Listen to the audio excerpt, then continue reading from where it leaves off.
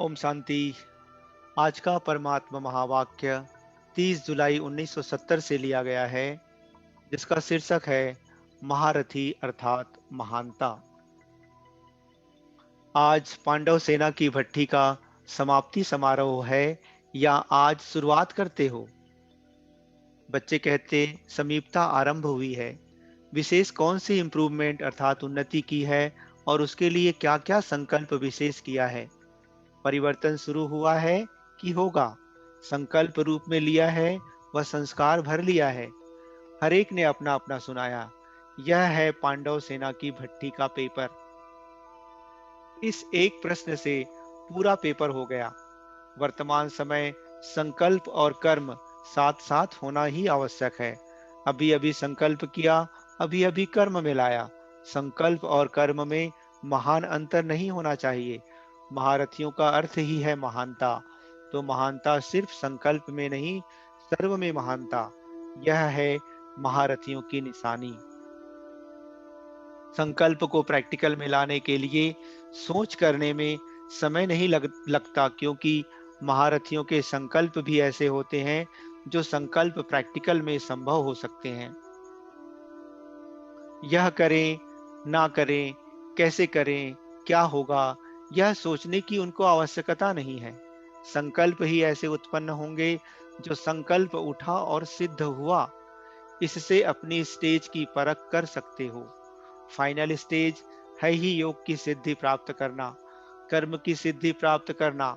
इसके लिए कौन सी मुख्य पावर धारण करना है जो यह सिद्ध हो जाए? संकल्प, वाणी, कर्म सभी सिद्ध हो जाएं। इसके लिए कौन सी पावर चाहिए? सभी जो शक्तियां सुनाई थी वह तो चाहिए ही, लेकिन उसमें भी पहले कंट्रोलिंग पावर अर्थात नियंत्रण करने की शक्ति विशेष चाहिए। अगर कंट्रोलिंग पावर नहीं तो व्यर्थ मिक्स होने के कारण सिद्धि प्राप्त नहीं होती। अगर यथार्थ उत्पत्ति हो संकल्पों की व यथार्थ वाणी निकले, यथार्थ कर्म हो, तो हो नहीं सकता कि सिद्ध ना हो। लेकिन व्यर्थ मिक्स होने कारण सिद्धि प्राप्त नहीं होती। यथार्थ की सिद्धि होती है, व्यर्थ की नहीं होती है। व्यर्थ को कंट्रोल किया जाता है। उसके लिए कंट्रोलिंग पावर जरूर चाहिए।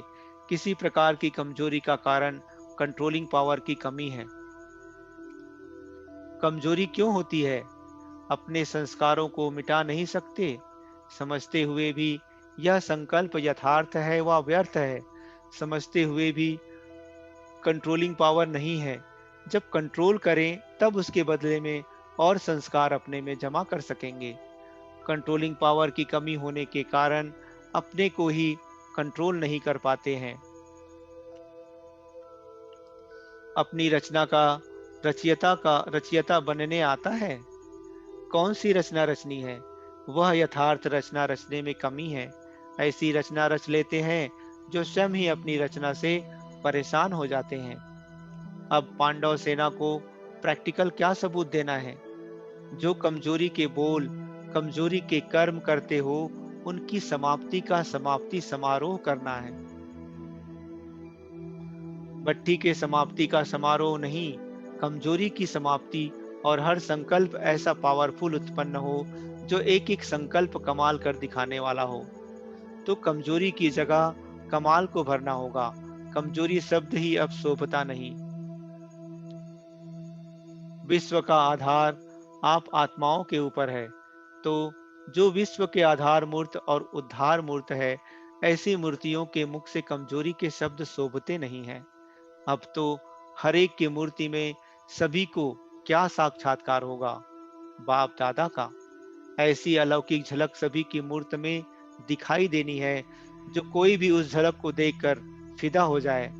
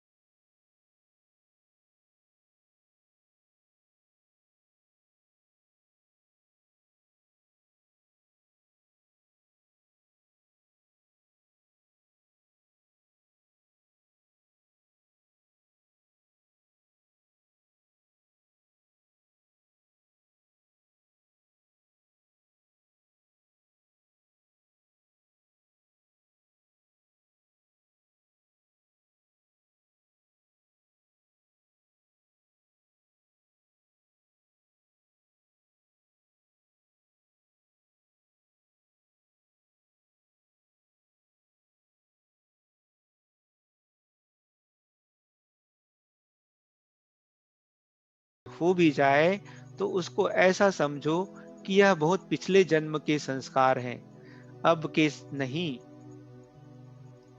पुरानी बीती हुई बातों को बार बार कोई वर्णन करे तो इसको कहा जाता है व्यर्थ।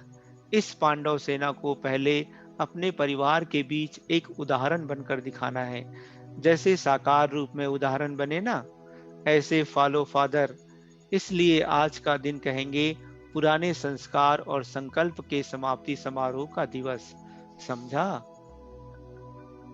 इस ग्रुप का नाम क्या हुआ? जब नाम दिया जाता है तो किस आधार पर दिया जाता है? आज कौन सा दिन है? बृहस्पतिवार। बृहस्पति की दशा अर्थात सफलता। तो यह ग्रुप है सर्व के सहयोगी सफलता मूर्त संगठन। कभी भी किसी भी प्रकार का किसको सहयोग चाहिए तो दाता के बच्चे सदैव देने वाले होते हैं। उनका हाथ कभी देने से रुकता नहीं है।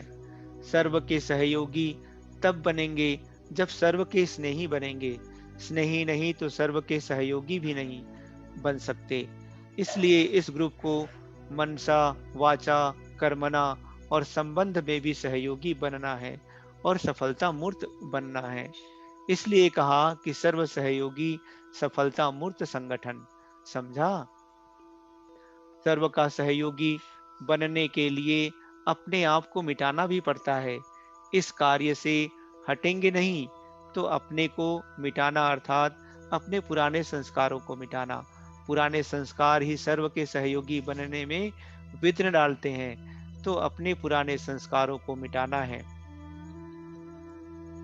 दूसरे का संस्कार मिटाने के लिए नहीं कर रहे हैं।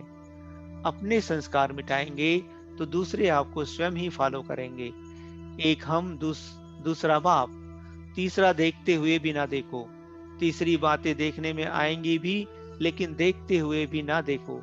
अपने को और बाप को देखो। स्लोगन यही याद रखना, मिटाएंगे लेकिन सर्व के सहयोगी बनेंगे। आपका यादगार चित्र जो कल्प पहले वाला है वह याद है? गोवर्धन पर्वत का यादगार रूप क्या बनाते हैं? कब देखा है? आजकल के भक्ति मार्ग के गोवर्धन पर्वत की पूजा जब करते हैं तो क्या बनाते हैं? बच्चे कहते गोबर का बनाते हैं। पहाड़ को उंगली देना अर्थात पुराने संस्कारों को मिटाने में उंगली देना। पहले यह पहाड़ उठाना है, तब यह कलयुगी दुनिया बदल फिर नई दुनिया बनेगी। कोई भी स्लोगन स्मृति में रखो, यह भी अच्छा है, लेकिन स्लोगन का स्वरूप बनना ही है। यह तो एक साधन है, लेकिन साधन से स्वरूप बनना अच्छा है। माला के मन के कौन सी विशेषता से बनते हैं? मनकों की विशेषता यही है जो एक मत होकर एक ही धागे में पिरोए जाते हैं। एक की ही लगन, एक रस स्थिति और एक मत, तो सब एक ही एक जैसे मन के हैं तो एक धागे में पिरोए जाते हैं ना। तो एक ही मत पर चलने वाले और आपस में भी एक मत हो, संकल्प भी एक से दो मत होती है तो वह दूसरी अर्थात 16,000 की माला के दाने बन जाते हैं। एक मत के लिए ऐसा वातावरण बनाना है। वातावरण तब बनेगा जब समाने की शक्ति होगी। मानो कोई बात में भिन्नता हो जाती है, क्योंकि यथा योग्य यथाशक्ति तो है ना, तो उस भिन्नता को समाओ। समाने की शक्ति चाहिए, तो ऐसी आपस में एकता से ही समीप आएंगे। सर्व के आगे दृष्टांत रूप बन जाएंगे। सब में अपनी अपनी विशेषता होती है। कोई भी हो उसकी विशेषताओं को देखो, विशेष आत्मा बन जाएंगे। कमी को तो बिल्कुल देखना ही नहीं है। जैसे चंद्रमा अथवा सूर्य को ग्रहण लगता है तो कहते हैं ना कि नहीं देखना चाहिए, नहीं तो ग्रहचारी बैठ जाएगी। तो किसकी भी कमी ग्रहण है। भूल से भी कोई ने देख लिया तो समझो ग्रहचारी बैठ जाएगी।